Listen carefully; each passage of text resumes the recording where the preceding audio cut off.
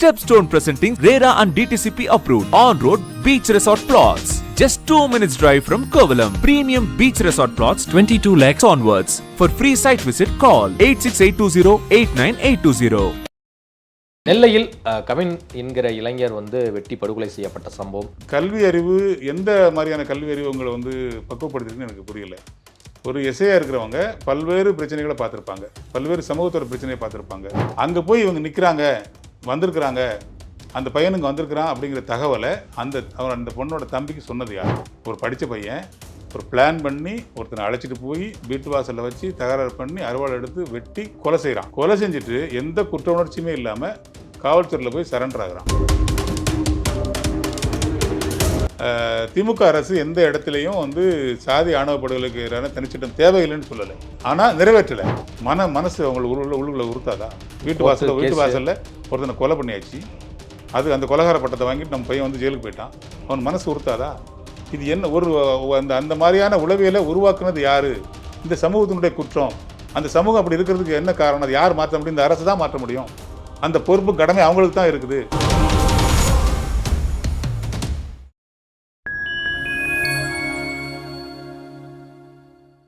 நான் உங்கள் சங்கீதுவன். நம்ம சிறப்பு நிகழ்ச்சியில் நம்மோடு இணைந்திருக்கிறார் விடுதலை சிறுத்தைகள் கட்சியின் மேலிட பொறுப்பாளர் மதிப்பிற்குரிய திரு செல்லத்துறை அவர்கள். வணக்கம் சார். வணக்கம். நெல்லையில் கவின் என்கிற இளைஞர் வெட்டி படுகொலை செய்யப்பட்ட சம்பவம் தமிழ்நாட்டையே அதிர வைத்துள்ளது. இதற்கு காரணமாக என்ன சொல்றாங்க அப்படின்னா, இவருடன் பள்ளியிலிருந்து படித்த ஒரு பெண்ணை காதலித்ததாகும். அதன் காரணமாக எப்படி எங்கள் அக்காவை நீ லவ் பண்ணலாம், நீங்கள் என்ன சாதி அப்படின்னு கேட்டு அந்த பெண்ணுடைய தம்பி சுர்ஜித் கவினை அவரோட வீட்டு வாசல்லே கொடூரமான முறையில் படுகொலை செய்யப்பட்ட சம்பவம் பெரும் அதிர்ச்சியை ஏற்படுத்தி இருக்கிறது.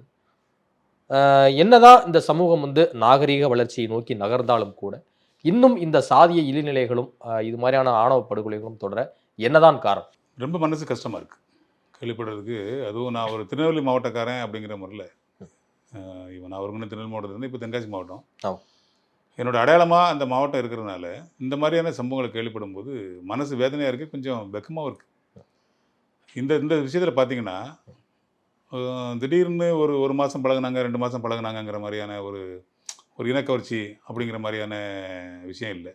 9 ஆண்டுகளாக காதலிச்சாங்கன்னு சொல்கிறாங்க. கிட்டத்தட்ட பள்ளி காலத்துலேருந்தே அவங்க 2 பேருக்குள்ள பழக்கம் இருந்திருக்கு, ஒரு புரிதல் இருந்திருக்கு, 2 வீட்டுக்குமே தெரிஞ்சிருந்திருக்கு. அதுவும் அந்த பையனோட வீட்லேயும் கண்டிச்சிருக்காங்க, பொண்ணோட வீட்டில் கண்டிச்சிருக்காங்க. அதே மாதிரி பையன் வீட்லேயும் நமக்கு தேவையில்லைப்பா, வேண்டாம்ப்பா அப்படின்ற மாதிரி அந்த சொல்லியிருக்கிறாங்க. ஆனாலும் அவங்க 2 பேருக்குள்ள ஒரு புரிதலான விஷயம் இருக்குது. அதுவும் அந்த பையனோட அப்பா சொல்லும்போது அந்த பொண்ணு தான் போட்டு மாறி தொல்லை பண்ணும் என் பையனை அப்படின்ற மாதிரி அவர் குறிப்பிடுறாரு. சரி, 9 ஆண்டுகளாக அப்படின்னு 9 ஆண்டுகள்னா ஒரு புரிதல் அவங்களுக்கு இருக்குது. ஏன் அப்படி சொல்கிறேன்னா, இந்த பையன் 10th 490 மார்க் நல்லா படிக்கிற பையன், கல்லூரியில் மெடல் வாங்குற அளவுக்கு யூனிவர்சிட்டி ரேங்க் வாங்குற அளவுக்கு படிக்கிற பையன். இப்போ படித்து முடிச்சுட்டு உடனடியாக ஒரு ஜாபில் இருக்கிறார். டிசிஎஸ் மாதிரி ஒரு பெரிய கம்பெனியில் ஒரு சாஃப்ட்வேர் இன்ஜினியராக இருக்கிறாரு. ஒரு 1.5 லட்ச ரூபாய்க்கு மேலே சம்பளம் வாங்குறதா சொல்லப்படுறாரு. பையன் நல்ல தோற்றமாக இருக்கிறான், நல்லா பார்க்குறதுக்கு ஒன்றும் அது ரிஜெக்ட் பண்ணுற அளவுக்கு எந்த குவாலிட்டியுமே அவன்கிட்ட இல்லை, அது புறந்தள்ளுற மாதிரியான எந்த இதுவுமே இல்லை. அதை தாண்டி பொருளாதார ரீதியாகவும் அவங்க நல்லா இருக்காங்க. அவங்க அம்மா டீச்சரு, அவங்க அப்பா அந்த அந்த அந்த பஞ்சாயத்தில் பிரசிடெண்ட்டாக இருந்திருக்கிறாரு. ஸோ ஓரளவு கல்வி அறிவு உள்ள பேரண்ட்ஸ் இருக்காங்க, பொருளாதார பின்பலமும் நல்லா இருக்குது. பொருளாதாரமும் கல்வியும் நல்லா இருக்குது. இப்போ இவங்கள்ட்ட 2 சைடுமே அவங்கள பார்த்தீங்கன்னா, அந்த பொண்ணோட அப்பா அம்மா 2 பேரும் எஸ்ஐயாக இருக்கிறாங்க, காவல்துறையில் வெவ்வேறு இதில் உதவி ஆய்வாளராக இருக்கிறாங்க. இப்போ அந்த வெட்டினார் இல்லையா, அந்த பையனும் கல்லூரி வாழ்க்கையை நிறைவு செஞ்ச ஒரு பையனாக இருக்கான், படித்த பையனாக இருக்கான். இப்போ என்னன்னா, இப்போ ஒரு பொருளாதார அவங்க கேடிசி நகரில் இருக்கிறாங்க, கிராமத்தில் இல்லை. இவங்க தான் ஆறுமுகமங்கலங்கிற ஊரில் அந்த பையன் இருந்தால் கூட அது கிராமம், அது ஊராட்சி, அது ஒரு ஊராட்சி, ஒரு கிராமம்னு சொல்லலாம். அது இந்த ஹைகோர்ட் மகாராஜாங்கிற ஒரு கோயில், அங்கே ஒரு ஃபேமஸான கோயில் இருக்குது. அந்த கோயில் இருக்கிற ஊர் அது. ஓகே, ஒரு ரொம்ப குக்கிராமம்லாம் கிடையாது, ஒரு அடையாளப்படுத்தப்பட்ட ஒரு ஊர் தான். ஆனால் அவங்க படித்து 2 பேர் வேலை பார்க்குறவங்க கேடிசி நகரில் வீடு கட்டி அங்கே நல்லா இருக்கிறாங்க. ஸோ கிராம பின்புலத்தில் இருந்தோம், எங்கள் மச்சான் சொல்லிவிடுவான், மாமா சொல்லிவிடுவான், உறவுக்காரங்க சொல்லிவிடுவாங்கிற நெருக்கடி அவங்களுக்கு இல்லை. ஸோ இவங்களுக்கு கல்வி அறிவு எந்த மாதிரியான கல்வி அறிவு அவங்களை பக்குவப்படுத்திருக்குன்னு எனக்கு புரியலை. ஒரு எஸ்ஐயாக இருக்கிறவங்க பல்வேறு பிரச்சனைகளை பார்த்துருப்பாங்க, பல்வேறு சமூகத்தோட பிரச்சனையை பார்த்துருப்பாங்க, பொருளாதாரம் சார்ந்த பிரச்சனையை பார்த்துருப்பாங்க, எவ்வளோ குற்றவியலுக்கு தீர்ப்பு சொல்லியிருப்பாங்க, அதை தீர்த்து வச்சுருப்பாங்க, கோர்ட் நடைமுறைகளை பார்த்துருப்பாங்க. இவங்க வந்து இந்த மாதிரியான விஷயத்தை ஊக்கப்படுத்துகிற மாதிரியான விஷயத்தை பண்ணியிருக்காங்க. நல்லா தெரிஞ்சுக்கிடுங்க. அந்த பையன் சென்னையில் வேலை பார்க்குறான். அவங்களோட தாத்தா அடிபட்டு அவருக்கு உடம்பு சரியில்லைங்கிறதுனால திருச்செந்தூர் ஹாஸ்பிட்டலில் அவர் வந்து அட்மிட்டடு. இப்போ அந்த பொண்ணு வந்து சித்த மருத்துவர். அந்த ஹாஸ்பிட்டலில் வந்து சித்த வைத்தியம் பார்த்து சரி பண்ணலாமேன்னு அந்த பொண்ணு சொன்னதன் பேரில் அந்த அந்த ஹாஸ்பிட்டலுக்கு போகிறாங்க. நல்லா தெரிஞ்சுக்கிடுங்க. தனியாக போகலை அந்த பையன். அம்மா, தாய் மாமா, இவன் 3 பேரும் தான் போயிருக்காங்க. அந்த பொண்ணுக்கிட்ட இவன் போய் பேசலை. அவங்க அம்மாவும் மாமாவும் தான் பேசியிருக்கிறாங்க. அவங்க போய் இந்த காதல் தொடர்பான விஷயத்தை பேசலை, இந்த கல்யாணம் தொடர்பான விஷயத்தை பேசலை. அந்த ஹாஸ்பிட்டல் தொடர்பான விஷயத்தை தான் பேசியிருக்காங்க, வைத்தியம் தொடர்பான விஷயத்தை பேசியிருக்கிறாங்க. இப்போ என்ன ஒரு பெரிய கேள்வின்னா, அந்த இடத்துக்கு அவங்க இந்த பொண்ணோட அழைப்பின் பேரில், இல்லை ஒரு அறிவுரையின் பேரில், இல்லை ஒரு வழிகாட்டுதலின் பேரில் போயிருக்காங்கன்னா, அங்கே போய் இவங்க நிற்கிறாங்க, வந்திருக்கிறாங்க, அந்த பையனுங்க வந்திருக்கிறான் அப்படிங்கிற தகவலை அந்த பொண்ணோட தம்பிக்கு சொன்னது யார்? எந்த தகவல் நடிப்பில் அவன் கரெக்டாக அங்கே வந்தான்? வந்தவன் பேசி கூப்பிட்டு போயிருக்கான். ஹாஸ்பிட்டலில் வாங்க கொஞ்சம் பேசுவோம், தனியாக பேசுவோன்னு அவன் நம்பிக்கை தர அளவுக்கு, அவனோட பைக்கில் அவன் ஏறி போகிற அளவுக்கு ஒரு நம்பிக்கை தரக்கூடிய வார்த்தையை பேசி தான் அழைச்சிட்டு போயிருக்கிறான். நேராக அவங்க வீட்டுக்கு கூப்பிட்டு போயிருக்கிறான். அப்போ ஒருவேளை இந்த பையனுக்கு என்ன, ஒருவேளை அவங்க மனசு எதுவும் மாறி இருப்பாங்களோ, சமாதானம் பண்ணுற மாதிரி எதுவும் பேசுவாங்களோ அப்படிங்கிற இடத்துல தான் அந்த ஆசையோடு தானே போயிருப்பான், அந்த நம்பிக்கையில் தானே போயிருப்பான். அங்கே போன இடத்துல நீ எப்படி எங்கள் அக்காவை லவ் பண்ணலாம், நீ எப்படி பின்தொடரலாம், அங்கே எப்படி போகலாம், அவர்கிட்ட இப்படி பேச முயற்சி பண்ணலாங்கிற மாதிரி தான் வாக்குவாதம் ஆரம்பிச்சிருக்கு. வாக்குவாதம் முற்றி கைகலப்பாக இருக்குது. அவன் சரியாக வரலன்னொன்னே பயந்து ஓட ஆரம்பிச்சிருக்கான். பின்னாடி போய் விட்டுருக்கான். மிளகா பொடி தூக்கிட்டு விட்டுனதாக கூட சொல்கிறாங்க. இது நல்லா கவனிச்சுங்க. ஒரு படித்த பையன் ஒரு பிளான் பண்ணி ஒருத்தனை அழைச்சிட்டு போய் வீட்டு வாசலில் வச்சு தகராறு பண்ணி அறுவாள் எடுத்து வெட்டி கொலை செய்கிறான். கொலை செஞ்சுட்டு எந்த குற்ற உணர்ச்சியுமே இல்லாமல் காவல்துறையில் போய் சரண்டர் ஆகிறான். அவங்க அப்பா அம்மா 2 பேரும் எஸ்ஐ. அவங்களோட வழிகாட்டுதல் இல்லாமல், அவங்க கொடுத்த தைரியம் இல்லாமல், இவன் இப்படி ஒரு கொலையை பண்ணிட்டு எந்த குற்ற உணர்ச்சியும் பயமும் இல்லாமல் காவல்துறை போய் சரண்டர் ஆகிறான்னா, இந்த கேஸோட தன்மை என்னங்கிறத அவங்க வந்து டீட்டெயிலாக பேசியிருப்பாங்க. இது இப்படி தான் நடக்கும், இத்தனை நாள் அது பெயில் கிடச்சிடும், நம்ம வெளில வந்துடலாம் அப்படிங்கிற அளவுக்கு பேசியிருப்பாங்க. எங்களோட கவலை, பெரிய கவலை இதில் என்ன விஷயம் அப்படின்னா, ஒரு சமூகத்தை இல்லை, ஒரு காவல்துறையில் பணியாற்றக்கூடிய ஒரு எஸ்ஐ வந்து இது மாதிரி தன் மகனை ஒரு குற்றவாளி ஆக்கி ஜெயிலுக்குள்ளே போகணும்னு எப்படி விரும்புவது? அப்படி ஒரு மனநிலையில் இருப்பாங்க. அப்படி ஒரு மனநிலை இல்லைன்னா, அப்படி ஒரு வழிகாட்டுதல் இல்லைன்னா, இந்த பையன் அங்கே ஹாஸ்பிட்டல் வாசலில் ஒன்று பேசணும், அந்த வார்த்தையின் அடிப்படையில் நான் வந்து ஏதோ பொருளத்துக்கு அடிச்சிட்டேன், அப்படி எமோஷனல் நடந்துச்சு அப்படின்ற மாதிரி இருந்ததுன்னா நீங்கள் சொல்கிறது சரி. வீட்டு வாசலுக்கு அழைச்சிட்டு போய் அவன் அப்படி செய்கிறான்னா, நம்ம அம்மா அப்பா இதை ஒத்துக்க மாட்டாங்கங்கிற எண்ணம் அவனுக்கு துளி இருந்தால் கூட அதை செய்வானா? சொல்லுங்கள். வீட்டுக்கு கூட்டு போகணும், வீட்டு வாசலுக்கு கூட்டு போகணும். அப்போ அந்த கொடுத்த தைரியம் தான் எங்கள் தலைவர் கொடுத்த அறிக்கையில் குறிப்பிட்றாரு. அவங்களோட பெற்றோரை இதில் சேர்க்கணும், இது சாதி ஆணவ பல்லை படுகொலை தாங்கிறத உறுதிப்படுத்துகிறாங்க. ஆணையம் போகுது, அதை உறுதிப்படுத்துது. இதில் பெரிய கவலை என்னென்னா, அந்த சம்மந்தப்பட்ட மாவட்டத்தில் இருக்கிற கண்காணிப்பாளர், காவல் கண்காணிப்பாளர் எஸ்பி சைட்டுக்கு போகலை, அந்த குடும்பத்துக்கு ஆறுதல் சொல்லலை. கலெக்டர் அதுக்கு தலையிட்டு இன்னும் ஆறுதல் போகலை. அந்த தொகுதி எம்பி போகலை. அங்கே உள்ள எம்எல்ஏக்கள் போகலை. இந்த அரசு சார்பாக ஒரு அறிக்கை இன்னும் வெளிவரல. முதலமைச்சர் இது தொடர்பாக எந்த விஷயமும் பேசலை. நம்ம தொடர்ந்து வலியுறுத்துகிறோம். சாதி ஆணவ படுகொலைக்கு எதிராக தனிச்சட்டம் ஏற்றுங்கன்னு சொல்லி விசிக தொடர்ந்து வலியுறுத்துது. இந்த திமுக அரசுக்கிட்ட ஒவ்வொரு கொலையின் போதும் தொடர்ந்து வலியுறுத்துது. எந்த விதமான முன்னெடுப்பும் இல்லை. எஸ்சி எஸ்டி வன்கொடுமை நடக்கிறதுக்கு எதிரான அந்த கோர்ட் இருக்கு இல்லையா, திருநெல்வேலியில் தான் இருக்குது. எஸ்சி எஸ்டி ஆக்டுக்கு அந்த இதில் பாதிக்கப்பட்டவங்களுக்கான கோர்ட் வந்து திருநெல்வேலியில் தான் இருக்குது. பெரிய கேவலம் என்ன தெரியுமா, பெரிய அவலம் என்ன தெரியுமா, அந்த மக்களுக்காக வாதாடக்கூடிய அரசு வழக்கறிஞர்கள் நியமிக்கப்படலை, இன்னும் வேக்கண்டாக இருக்குங்க. இதுதான் இந்த அரசோட நிலைமை. இதுதான் அந்த எஸ்சி மக்களுக்கு மேலே உள்ள பார்வை. எல்லா விஷயத்தையுமே சாதியாக பார்க்குற அரசும் சாதியாக பார்க்குற அரசு அதிகாரிகளும் காவல்துறை அதிகாரிகள் இருந்ததுன்னா அந்த மக்களுக்கு எப்போ நீதி கிடைக்கும்? ஒரு கல்வி, சமூகத்தை பற்றிய புரிதல் இல்லாத கல்வியால் என்ன பயன் இருக்குது? சமூக நீதியை பற்றிய, ஜனநாயகத்தை பற்றிய எந்த புரிதலும் இல்லாத கல்வியால் என்ன பயன் இருக்குது? அவங்க அதிகாரியாக இருந்தாலும் என்ன புண்ணியம் இருக்குது? அதில் எல்லா இடைநிலை சமூகத்திலையும் பெரிய பெரிய ஆளுமைகள் இருக்காங்க, பெரிய பெரிய அரசியல்வாதி இருக்காங்க, பெரிய பெரிய தொழிலதிபர்கள் இருக்காங்க. அவங்க தான் சார்ந்த சமூகத்துக்கு இந்த சமூக நீதி தொடர்பான என்ன பார்வையை கொண்டு போய் சேர்த்துருக்குறாங்க. இது எங்கே ஊக்குவிக்கப்படுது அப்படின்னா, எல்லா இடைநிலை சமூகங்கள்லையும் அந்த சமூகத்தில் இருக்கிற சில பொறுக்கிங்க தன்னை தலைவராக ஆகிக்கிட்டு, இந்த கையில் இந்த கரை கட்டிக்கிட்டு அந்த சாதிக்கையே இவங்க தான் பாதுகாக்கிற மாதிரி பேசி அவங்களை ஊக்கப்படுத்தி ரவுடிங்களாக தெரியுறாங்க. அந்த ரவுடிங்களை தலைவர்களாக தூக்கிட்டு அந்த சமூகத்தில் உள்ள இளைஞர்கள் பின்னாடி போயிட்டு இருக்கிறாங்க. அவங்கள தலைவராக்குறாங்க. அவன் ஜெயில் எடுக்கிறான், கேஸ் வாங்குறான், ஆனால் கூட அவனை தலைவராக்குற மாதிரி, அவன் பின்னால் போகிற மாதிரி, அவன் வந்தால் அவனுக்கு பின்னால் போய் கோஷம் போடுற மாதிரியான இளைஞர்கள் நிறைய பேர் இருக்காங்க. ஸ்கூல்லே போய் சாதி பெருமை பேசி சாதிக்கு அடையாளமான கயிறை கட்டுற மாதிரியான சூழ்நிலை இருக்கு. சமூக நீதி விடுதின்னு சொல்லி அறிவிக்கணும்னு சொல்லி இந்த அரசு விடுதிகள் எல்லாம் ஆடையெல்லாம் போட்டாங்களே, ஆடை போட்டாச்சுல, போர்டு வச்சாங்கல்ல, செயல்படுத்தியாச்சு நிறைய இடங்கள்ல. எங்க சரிப்படுத்தினாங்க? அந்த போர்டை இடிச்சு உடைச்சு கிழிக்கிறத பார்க்கல, அது செய்தி ஆகல.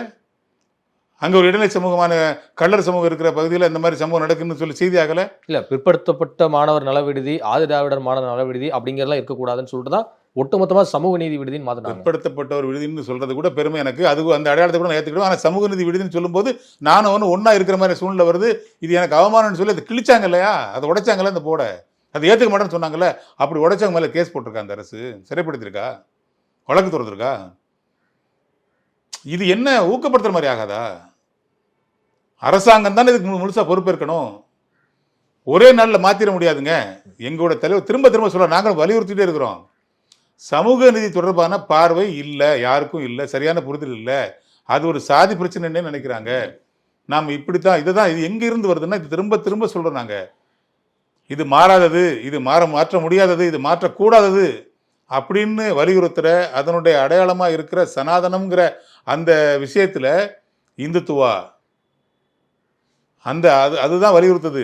இப்படி இருக்கணும், இதுல இருந்து இவன் பிறந்தான், இதுல இருந்து இவன் பிறந்தான், இதுல இருந்து பிறந்தான்ற அந்த அடுக்குமுறையை பிறப்பின் அடிப்படையில் கொண்டு வந்து அதை நியாயப்படுத்துற இந்துத்துவ கோட்பாடு இருக்கு இல்லையா, மனுநீதி சட்டம் இருக்கு இல்லையா, மனு தர்மம் இருக்கு இல்லையா, அங்க இருந்து அதனுடைய தொடர்ச்சியாக தான் நம்ம அங்க வந்து நிற்கிறோம்.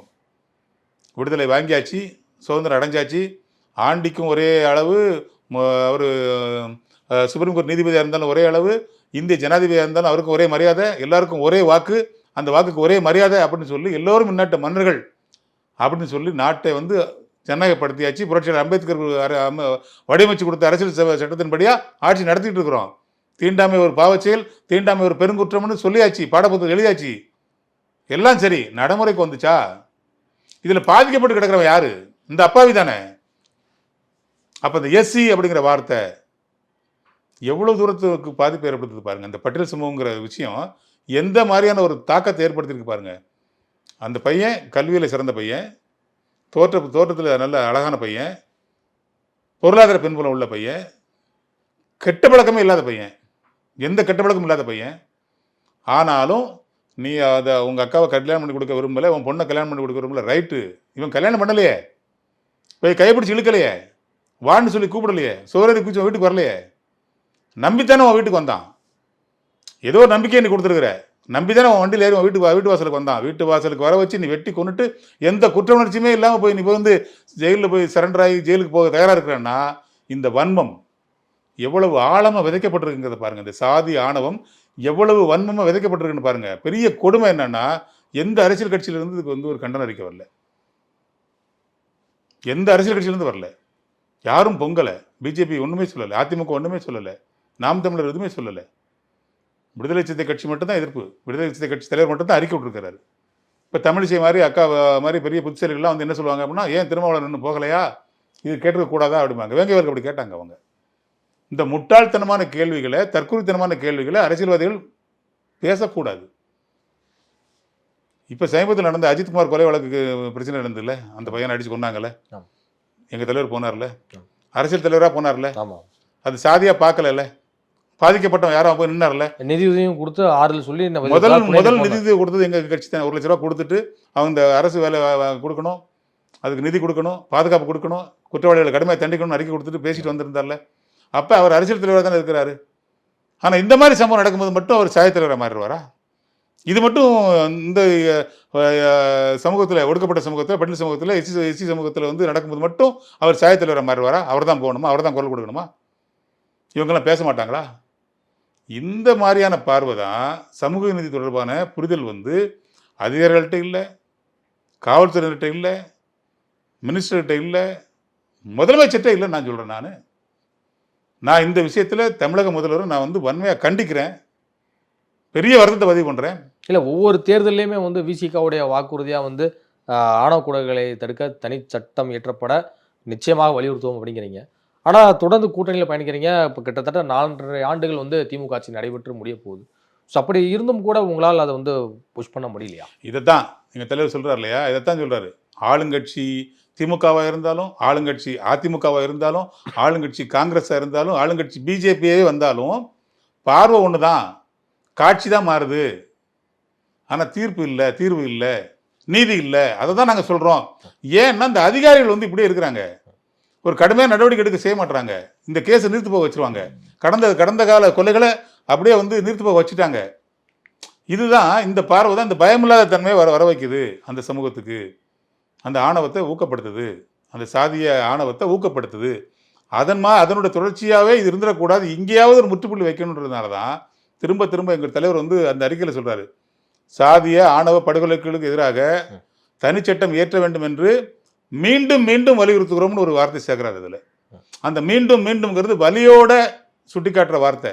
இதையாவது செய்யுமா இந்த திமுக அரசுங்கிறது எங்களுக்கு தெரியல. இதில் தான் சில நேரத்தில் அந்த இந்த மாதிரியான விஷயங்கள்ல தான் மனசு வெறுத்து போய் சொன்னார்ல, அந்த நம்ம கல்யாண ரங்கத்தில் பேசும்போது சொன்னார், நான் தேர்தல் பாதையை வேண்டான்னு சொல்லிட்டு போயிட்டே இருப்பேன், என்னோட பாதையை பின்பற்றுறவங்க வந்து என் முன்னால் வாங்கன்னு சொல்லிட்டு நான் போயிட்டே இருப்பேன். எனக்கு வந்து அரசு அந்த பெரிய பதவிகளோ எம்பி ஆயிரணும் எம்எல்ஏ ஆயிரணுங்கிறதுலையோ, இன்றைக்கி 6 சீட் வாங்கிறேன் 10 சீட் வாங்கிறேங்கிறதுலையோ அது எனக்கு ஒரு விஷயமே இல்லை. எனக்கு சமூகம் சார்ந்த பார்வை தான் முக்கியம், சமத்துவம் சார்ந்த பார்வை தான் எனக்கு முக்கியம், சமூக நீதி தொடர்பான பார்வை தான் முக்கியம், எல்லோருக்கும் ஜனநாயகம் போய் சேரணுங்கிற பார்வை தான் முக்கியம், இந்த பாதிக்கப்பட்டவங்களோட வாழ்க்கை மேம்படணுங்கிறதா முக்கியம். அந்த பார்வையில் தான் நான் பார்ப்பேன் நான் சமூகத்தை. அதுக்காக தான் நம்ம வந்திருக்கிறேன். இந்த ஒடுக்கப்பட்ட மக்களை அரசியல் படுத்தணும், அவர்களை தலைவர்களாக்கணும் அப்படிங்கிறதுக்காக நான் வந்து அந்த விழிப்புணர்வுக்கு தான் அந்த அரசியலுக்கு வந்திருக்கிறேன். அதனால தான் என்னோட வாழ்க்கை தியாகம் பண்ணியிருக்கிறேன். எந்த ஒரு புள்ளியிலையாவது நான் எனக்கு முடியலைங்கிற தோட்டுச்சுன்னா தூரத்துக்கு போட்டுருன்னு சொல்லுவார் இல்லையா, இந்த மாதிரி விரக்தியிலேருந்து தான் அது பேசுறது, இந்த மாதிரி விரக்தியிலேருந்து தான் பேசுறது. இப்போ நானே எனக்கே தோணுது, அரசியல் கட்சியாக இருக்கிறத விட இயக்கமாக இருந்திருக்கலாமோ, ஏன் இந்த அரசியல் கட்சிக்கு வந்து அதை நம்ம இழந்துட்டோமோ, அந்த வீரத்தை இழந்துட்டோமோ அப்படிங்கிற மாதிரியான தோற்றத்தை அந்த கேள்வியை எனக்கு தோண வைக்குதுங்கிறேன். நான் எனக்கே இப்படி தோண வைக்கிறேன்னா தலைவருக்கு அந்த மாதிரி தோண தான் வைக்கும். நான் வன்மையான ஒரு கண்டனத்தை பதிவு பண்ணுறதோட ரொம்ப ஆழமான ஒரு கோரிக்கை வைக்கிறேன். நான் இது உளவியல் சார்ந்த பார்வை வேணும். சாதிய உளவியல் சார்ந்த ரொம்ப மோசமாக இருக்குது. இடைநிலை சமூகங்கள் ஒரு சில சமூகத்தை வந்து தவறான நபர்கள் தவறாக வழி நடத்துகிறாங்க. அப்போ இந்த ஒரே நாளில் தீர்க்கப்பட வேண்டிய விஷயம் இல்லை, தீர்த்துவிட முடியாது. அரசு இப்போதாவது விழித்து கொண்டு இதற்கு தீவிரமான ஒரு முடிவை எடுத்து உளவியல் சார்ந்த அந்த அந்த மக்கள்கிட்ட போய் பேசுகிறதுக்கு ஒரு பெரிய குழு அமைச்சு, அவங்களுக்கும் அந்த அதிகாரிகளும் அரசு தொடர்பான மக்கள் பிரதிநிதிகளும் இணைந்த அந்த உளவியல் சார்ந்த பிரச்சனையை, சாதிய உளவியல் சார்ந்த பிரச்சனைகளை மக்களுக்கு புரிய வச்சா இந்த தலைமுறை போயாவது அடுத்த தலைமுறையாவது அதற்கு அடுத்த தலைமுறையாவது சமத்துவம் பற்றிய, ஜனநாயகம் பற்றிய, சுதந்திரம் பற்றிய ஒரு விழிப்புணர்வு அவங்களுக்கு வரும். வந்தால் மட்டும்தான் இது நிரந்தரமாக தீர்வு கிடைக்கும்.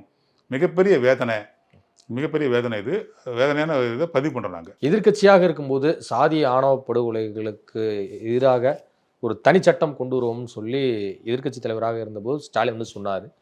ஆனால் இன்றைக்கு அது தேவையில்லைன்னு ஆளும் கட்சியான திமுக வந்து சொல்லுது. இவர்களுடைய இரட்டை வேடத்தினால்தான் வந்து கவின் போன்ற இளைஞர்கள் வந்து கொல்லப்பட்டு வருகிறார்கள் என பேசியிருக்கிறார் வழக்கறிஞர் எவிடன்ஸ் கதிர் அவர்கள். அவருடைய கருத்தை நீங்கள் எப்படி பார்க்குறீங்க? எவிடன்ஸ் கதிர் வந்து ஒரு சமூக பார்வையாளர், சமூக செயல்பாட்டாளர். அவருடைய பார்வை வந்து புறந்தள்ள முடியாது. ஏன்னா பாதிக்கப்பட்ட மக்களோட நேரடியாக தொடர்பில் இருக்கிறவர், உடனே களத்துக்கு போகிறவர், அந்த வேதனையில் இருந்து அவர் பேசுகிறாரு. அவருடைய பேச்சை வந்து நம்ம புறந்தள்ளி விட முடியாது. ஆனால் திமுக அரசு எந்த இடத்துலையும் வந்து சாதி ஆணவ படுகொலைக்கு எதிரான தனிச்சட்டம் தேவையில்லைன்னு சொல்லலை, ஆனால் நிறைவேற்றலை. அதில் சுணக்கம் காட்டுது, நிறைவேற்றாமல் இருக்குது, சுணக்கம் காட்டுது. அந்த வகையில் எவிடன்ஸ் கதிரோட அந்த கருத்தில் நாங்கள் உடன்படுறோம். அதே கருத்தை தான் திரும்ப திரும்ப விசிக்காவும் வலியுறுத்திக்கிட்டு இருக்குது. இந்த அரசையும் நாங்கள் இந்த புள்ளியிலிருந்து, இந்த கொலையிலிருந்து, இந்த தம்பி கவினோட கொலையிலிருந்து நாங்கள் வந்து மீண்டும் வலியுறுத்துகிறோம். இந்த கொலையை தாண்டியாவது இன்னும் இந்த மாதிரி ஆணவ கொலைகள் நடக்காத அளவுக்கு இதை கட்டுப்படுத்தணும்னா அரசு இதில் வந்து உடனடியாக அந்த பாதிக்கப்பட்ட பையனை போய் சந்திக்கணும், முதலமைச்சர் சந்திக்கணும், முக்கியத்துவம் பெறும். முதலமைச்சர் போய் சந்திக்கும் போது, துணை முதலமைச்சர் போய் சந்திக்கும் போது அந்த அந்த அந்த சம்பவம் வந்து பார்வை வந்து முக்கியத்துவம் பெறும். கலெக்டரும் எஸ்பியும் உடனடியாக ஸ்பாட்டுக்கு போகும்போது அந்த அந்த அந்த சம்பவம் வந்து ஒரு முக்கியத்துவம் பெறும், ஒரு கவனம் பெறும். நீங்கள் உங்களை மாதிரி ஊடகவியலாளர் இதை வந்து இன்னும் வேகமாக எடுத்து கொண்டு போய் சேர்க்கணும்.